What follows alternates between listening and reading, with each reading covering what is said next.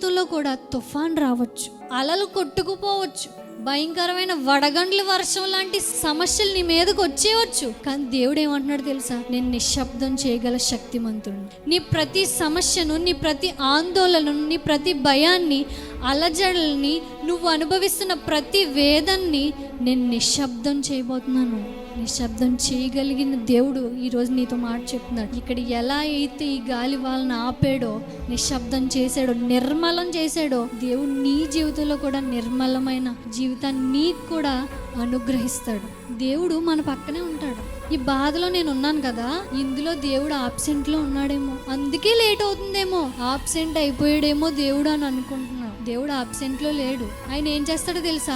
ఆయన ప్రెజెంట్ ని నీకు ప్రెజెంటేషన్ ఇస్తాడు. నేను ఉన్నాను అని సరైన సమయంలో నీ ముందు ప్రదర్శన కనపరుస్తాడు. ఆయన ఎప్పుడు ఆబ్సెంట్లో లేడు.